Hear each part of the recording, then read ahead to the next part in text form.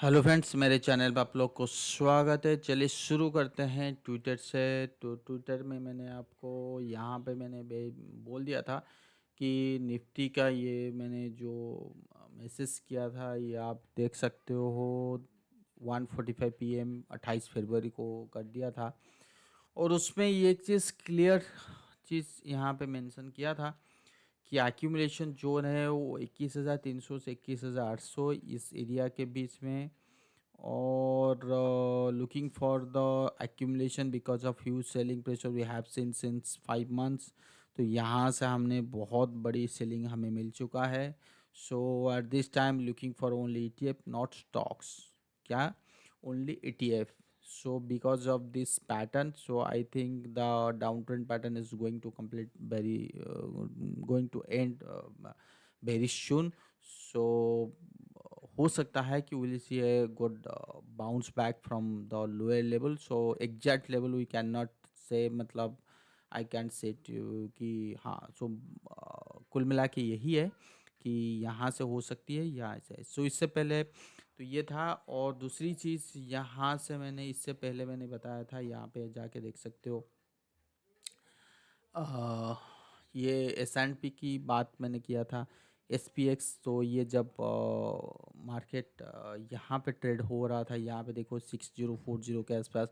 So at that time मैंने कहा था कि इट शुड गो डाउन। सो हमने क्या मिला यहाँ पे, ये करीब करीब February 3 को बोला था, तो यहाँ से हमने 5874 का रेंज मिल गया है। सो पॉइंट इज दैट कि यहाँ पे भी सिचुएशन ऐसा है कि काइंड ऑफ पैटर्न सेइंग कि this is the A B and C D E should be higher and maybe. So एक पुल बैक होनी चाहिए, बट मोटा मोटी यही है कि ऊपर के रेंज से हमें एक बार सेलिंग मिल सकता है। सो इसका ये मतलब है कि यहाँ से अगर तेज़ी मिला, सो ये मत सोचिए कि यहाँ से बॉटम बन गया और बहुत बड़ी तेज़ी हो जाएगी जो US मार्केट में।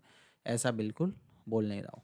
बिटकॉइन देखिए, बिटकॉइन यहाँ पे भी मैंने क्लियर चीज़ कहा था कि 94 183 के आसपास भी कहा था। 1 लाख जब गया था तो मैंने फिर दोबारा ये कहा था be careful now days lower 91,500। तो ये चीज़ उस दिन कहा था। उसके बाद हमने क्या लो मिला, 80,000 के नीचे हमने एक लो देख लिए थे। तो कहीं ना मोटा मोटी मुझे इस रेंज में दिखता है bitcoin.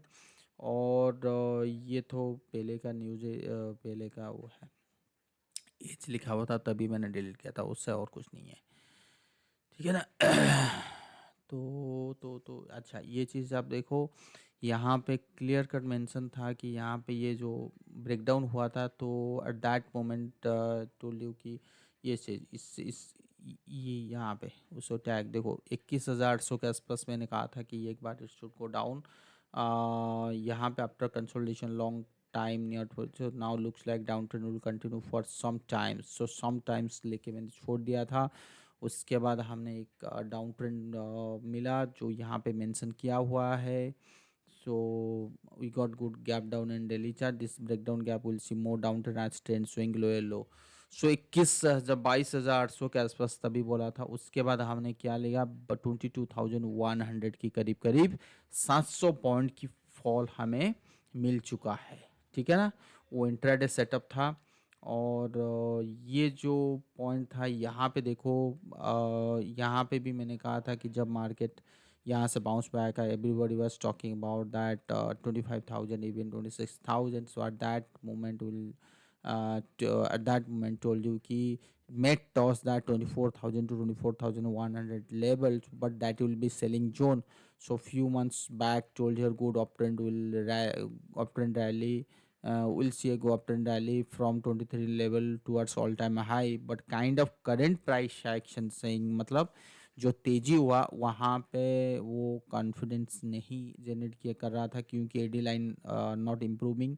So one more selling signal will see. So maximum था वो 24,000, बट अनफॉर्चुनेटली वो इस लेवल तक नहीं आया। यहाँ से 23,800 के आसपास ही घूम गया था, तो वहाँ से हमने 22,000 तक फॉल हमें देखने के लिए मिल गया था। जो अलर्ट मैंने पहले दिया था वो चीज़ आप शायद देख पा रहे होंगे। ठीक है ना।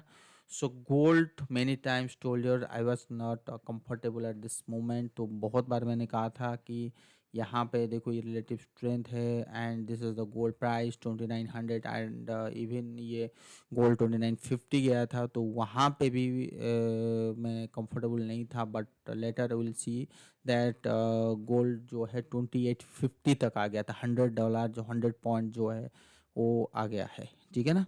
तो गोल्ड भी नीचे आ चुका है। सो डॉलर डी एक्स वाई यहाँ पे कुछ समय तक ऊपर दिख रहा है, तो ये इंडिकेशन किया था मैंने। और ये था मोटा मोटी पहले का एनालिसिस, ठीक है ना।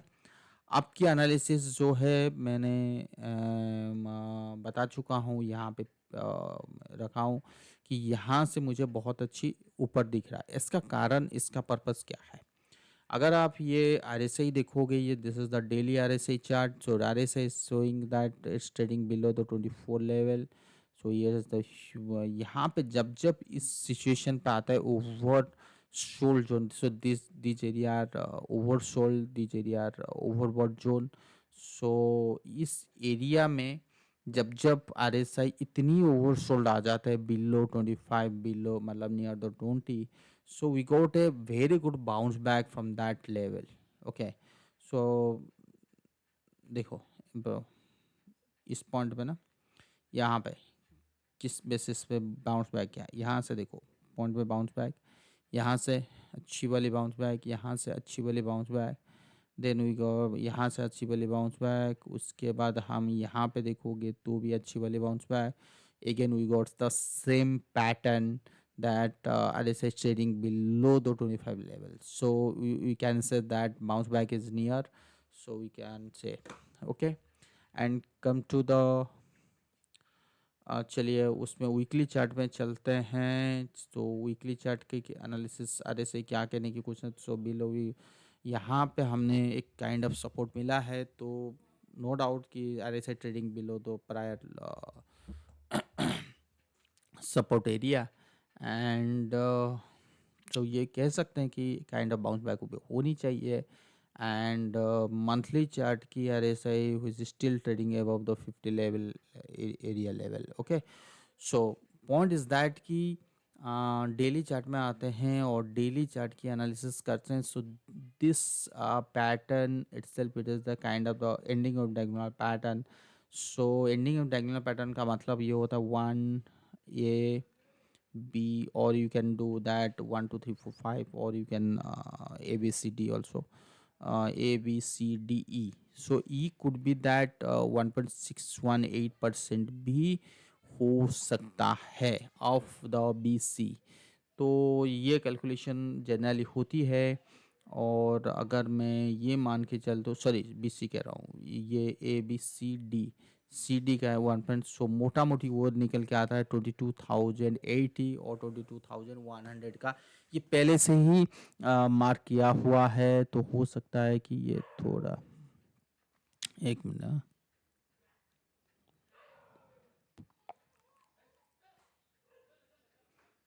ठीक है। सो 22,112 भी आ गया, परफेक्ट। तो ये 22,112 आ गया है, तो इससे नीचे जा सकता है क्या, मे बी। सो वो जोन कहाँ से निकल गया, ये देखो, ये है इलेक्शन का डे का low, which is a very good support showing. और यहाँ पे multiple support we have, so that's I am saying that this area, मतलब मोटा मोटी ये जो है, यह है वो एक्यूमुलेशन जोन। सो हमने ऊपर से 26,000 से फॉल हो चुके, टूवर्ड्स द 24,000 का फॉल है। तो नीचे गिरने में 1000 पॉइंट का आप मोटा मोटी लेके चलो डाउनफॉल, और यहाँ से एक बार अच्छा खासे बाउंस बैक होने की ज़रूरत है, जो मुझे अभी पैटर्न शो कर रहा है। अब ये पैटर्न कैसे कंप्लीट होगा, तो इसकी जरिया ये है कि ये शो, ये here we got a exhaustion gap. See this is the exhaustion gap, this is the exhaustion gap. अगर हमें आने वाले टाइम पे इस गैप फिलअप हो जाता है, क्या मैंने कहा, अगर आने वाले टाइम पे ये गैप फिलअप हो जाता है, तो we can say that bottom जो फिशिंग एरिया है वो कहीं ना कहीं बन चुका है, राइट। सो पहला गैप फिलअप होने का संकेत इंडिकेशन यहाँ से आ जाएगा। और वो गैप जिस दिन 22,500 के अबव जाएगा, जिस दिन 23,000 के अबव जाएगा, तो उस दिन आपका कंफर्मेशन ऊपर का मिल जाएगा, ठीक है ना। अब दूसरा ये चीज़, अगर गैप नहीं फिलअप होता है तो फिर कितना जा सकता है। देखो स्लो एंड स्टेडी 21,800 तो है ही है काइंड ऑफ सपोर्ट, और max to max we can say that 21,300। Okay, तो कुल मिला के ये चीज़ है। तो देखते हैं कैसे क्या मार्केट कैसे सिग्नल देता है आने वाले टाइम पे। और जैसे जैसे मैंने कहा कि आने वाले टाइम पे जो अर्निंग्स आने वाली है वो कहीं ना कहीं अच्छी आने वाली है, और जो हमारी मार्केट की वैल्यूएशन काफ़ी कुछ सस्ता हो चुका है, स्टॉक का वैल्यूएशन सस्ता हो चुका है कंपेयर टू 2 क्वार्टर्स। और अगर वैल्यूएशन अच्छा आ रहा है 2 क्वार्टर से, तो नो डाउट कि इसमें बाइंग तो आनी ही आनी है। दूसरा चीज़ कि उसमें अभी कुंभ मेला हुआ था, उसमें भी बहुत सारे हो रहा कि जीडीपी जो है बहुत अच्छा होने वाला है।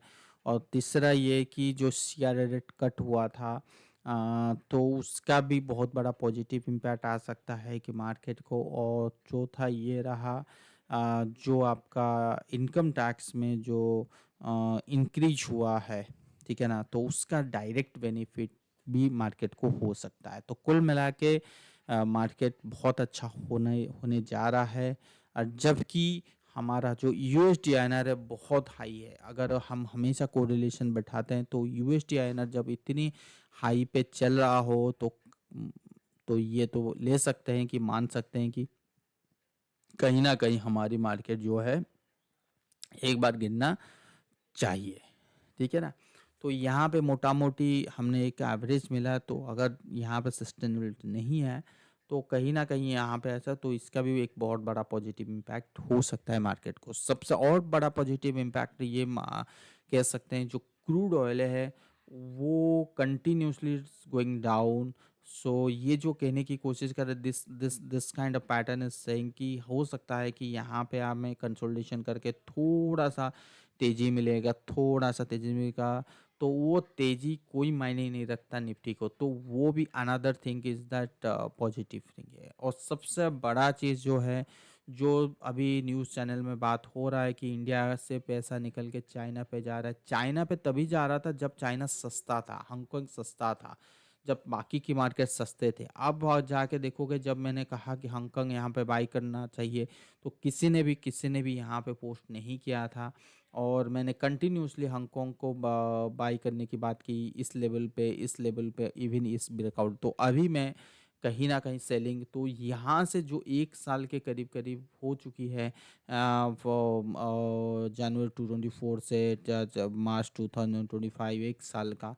तो ये जो रिटर्न हमने मिल चुका है कि करीब करीब 60% की रिटर्न, तो वो हांगकांग में हैंगसेंग में मिल चुका है। तो हो सकता है कि यहाँ पे प्रॉफिट बुकिंग हो, उतना सस्ता नहीं है, ठीक है ना। चाइना में भी एग्जैक्टली वही कहानी से वही सेम चीज़ है कि वो चीज़ है, ठीक है। तो ये कहना है कि उस कंपैरिजन में हम काफ़ी सस्ते हो चुके हैं। अब अगर हम यूएस मार्केट की बात करें, वो तो बहुत महंगा में बैठा हुआ है। हो सकता है कि एक बार एक फोमो काइंड ऑफ क्रिएट कर सकता है, 8% की तेज़ी हो सकती है। बट मोटा मोटी जितना ऊपर जाएगा उतना खतरा है। तो मैं तो यही चीज़ बोलूँगा कि थोड़ा आपको अगर पोर्टफोलियो है यूएस मार्केट में, तो सेल करके बैठ जाए। यहाँ से मार्केट गिर सकता है, या ऊपर जाके भी मार्केट गिर सकता है, तो आई डोंट नो। तो बट यहाँ से अगर यूएस मार्केट 8 से 10% की तेजी होती है, तो उसका सीधा सीधा इम्पैक्ट, पॉजिटिव इम्पैक्ट हमारी इंडियन इकोनॉमी के पर आएगा।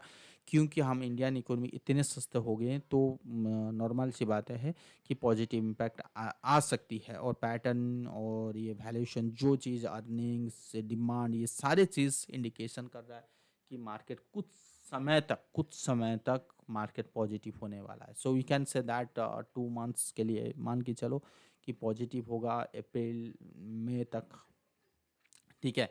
तो ये क्राइटेरिया मुझे दिख रहा है, ठीक है। अगर आपके पास है स्टॉक्स, तो ये अभी बेचने का टाइम बिल्कुल नहीं है, तो आपको मौका बहुत मिलेगा बेचने के लिए, तो थोड़ा सा सावधानी रखिए। तो ये था निफ्टी इंडेक्स के ऊपर। और निफ्टी ने इस बार हमने निफ्टी में ज़्यादा गिरावट नहीं दिया है। तो ये देखो 15% की गिरावट हुआ है। पिछले साल में हमने गिरावट जो मिला था यहाँ पे हमने 18% लगभग 20% गिरावट था, बट टाइमिंग जो था ना वो करीब करीब 1 साल से के ऊपर था। उससे पहले हमने भी गिरावट निफ्टी में मिला है 25-24%, ये देखो 28% का गिरावट मिला है, ठीक है ना। तो ये होता रहता है 20-30% की, सॉरी 20% 18% की गिरावट होती है। अगर हम इस गिरावट की भी बात करें तो कुल मिला के 15%, तो ये नॉर्मल सी बात है। बट पॉइंट इज कि इस फॉल में स्टॉक, बहुत सारे स्टॉक ऐसे होते हैं जो पिट जाते हैं, जो हायर हायर हायर वैल्यूएशन पे ट्रेड कर रहे हैं, तो उनमें पिटाई हो जाती है। अगर वैसे हम लार्ज कैप की बात में काफ़ी दिनों से कर रहा था, चाहे कोई भी लार्ज कैप की बात देखो, तो वहाँ पे उतना सेलिंग नहीं आया है। जैसे हम कोटक बैंक की बात करें तो कोटक बैंक अभी भी ऑल टाइम हाई के ऊपर है। बजाज फाइनेंस की बात करें तो अभी भी है। नो डाउट कोटक बैंक के थोड़ा बहुत ये है। तो जिन जिन लोग के पास ये ब्लू चिप स्टॉक है तो उनकी पोर्टफोलियो तो बिगड़ा नहीं, जिनके पास मिड कैप स्मॉल कैप भरे हुए स्टॉक है तो उनका पोर्टफोलियो बिगड़ चुका है। तो नो डाउट आईटी में बहुत ज़्यादा फॉल आ चुका है। तो मुझे ये लगता है कि आईटी में सबसे ज़्यादा अगर कोई स्टॉक मुझे अच्छा लगता है वो है इन्फोसिस। तो अगर यहाँ पे कोई भी यू टर्न होता है तो मैं पहले इन्फोसिस को बाई करना पसंद करूंगा। एचडीएफसी बैंक जो है ये देखो बहुत अच्छी मूव दे रखा है, तो ठीक है ना। बाकी ऊपर जाने में इसको दिक्कत हो सकती है क्योंकि जो ट्रेंड लाइन देख रहे हो, और ये सारे। और जो सबसे बड़ी बात क्या है पता है कि यहाँ पे इंडेक्स तो 15% की फॉल हो गया, बट हमने अगर रियलिटी, पीएसयू बैंक, ये सारे चीज़ देखोगे ना तो उनमें बहुत ज़बरदस्त गिरावट हो चुकी है। करीब करीब देखो 30% की फॉल रियलिटी में, पीएसयू। तो कहीं ना कहीं लगता है मार्केट को, मान लो मैं ये मान के मैं चलता हूँ, रियलिटी देखो, पीएसयू बैंक देखो 30% की फॉल है। तो ऐसा थोड़ी है कि हर डेली के डेली हमें सेलिंग मिले, डेली के डेली हम नीचे जाए, ऐसा तो बिल्कुल नहीं है। मान लो कि निफ्टी को ले क्या कहाँ लेके आना है, 19,000 या 15,000, तो एक तो बाउंस बैक अच्छा खासा होनी चाहिए ना, ठीक है ना। तो मैं तो एक्सपेक्ट बिल्कुल नहीं कर रहा हूँ कि कल को हम 19,000 15,000 देखें। मैं एग्जाम्पल के बेसिस पे मैं बताने की कोशिश कर रहा हूँ। और सबसे बड़ी चीज़, अगर ये मंथली वाला कैंडल देखोगे तो आपको देखोगे ये सबसे बड़ा जो है कंटिन्यूसली ट्रेंड में 1 2 3 4 5 कैंडल जो है वो रेड में बंद हुआ है। तो जनरली क्या होता है, जब 5 कैंडल रेड में बंद होती है तो अगला महीना, मतलब ये जो मार्च का महीना, हो सकता है कि चांसेस बहुत पॉजिटिव हो। बट यहाँ पे कैंडल वाइज ये दिखाई दे रहा है कि ये लो कैंडल था। तो 23,800 एज ए क्रूशियल लेवल ये काम करेगा आने वाले टाइम पे। इसको पार करना इतना आसान नहीं होगा। हो सकता है कि हम अप्रैल में पार करेंगे, बट अभी के लिए पार करना इतनी इस महीने में आसान नहीं होगा। तो जो भी इसमें पॉजिटिव कैंडल बनेगी तो मार्केट के लिए बहुत अच्छी होगी। तो वो समय के बेसिस पे हम बात करते रहेंगे। ये था। और वीकली कैंडल इतना ही है। तो मोटा मोटी यही है कि हम इतनी ओवरसोल्ड जोन पे आ चुके हैं, यहाँ पे फ्रेश सेल के सिग्नल में बैठना थोड़ा तो मतलब कि हम क्या बोलते हैं उसको, गलत होगा। और समय का इंतज़ार करें। और आपको अगर निकलना है, समय का इंतज़ार करें। अगर आपको लगता है कि हाँ ये बहुत अच्छी लेवल पे, ये मैं अपने बेसिस पे एनालिसिस किया, अगर आपको ये एनालिसिस अच्छा लग रहा है तो लाइक या सब्सक्राइब कीजिए। और मेरा कोई जोर जबरदस्ती नहीं है। जो स्टॉक आपको अच्छा लग रहा है, जो क्वालिटी अच्छी लग रही है, नहीं तो ईटीएफ अच्छा लग रहा है तो ईटीएफ बाई कीजिए, स्टॉक अच्छा लग रहा है तो स्टॉक में इन्वेस्टमेंट कर सकते हैं। बहुत बहुत से ऐसे स्टॉक है जो अच्छी अच्छी कैटेगरी के स्टॉक है, जो अच्छे वैल्यू पे मिल रहे हैं, तो उनमें देख सकते हैं। तो ऐसा मैं बिल्कुल नहीं कह रहा हूँ कि यही बॉटम है, इसके नीचे बिल्कुल नहीं जाएगा। मैं 100% गलत हो सकता हूँ, इसके नीचे जाएगा। बट यकीन मानिए, इस भाव में अगर आप इन्वेस्टमेंट कर रहे हैं और उस वहाँ से भी 20% गिर जाता है, बट जिस भाव में आप इन्वेस्टमेंट कर रहे हैं वहाँ से भी आपको 20% या 25% की तेज़ी मिल सकती है वो पर्टिकुलर स्टॉक में। तो ये बहुत बड़ी चीज़ बातें होती है। तो बाकी आप लोग का देख लीजिए। बाकी मार्केट में ऐसा कुछ डेवलप नहीं हुआ है कि मैं जाके बोल दूं कि हम बाई कर लो, ये कर लो। बट कहीं काइंड ऑफ सेंटीमेंट ये तो कह रहा है कि जो होना था वो हो चुका है। और अभी के लिए थोड़ा सा सांस लेने की दिन है। आ, देखते हैं क्या हो सकता है। ओके, तो आज के लिए बात इतना ही। नमस्कार।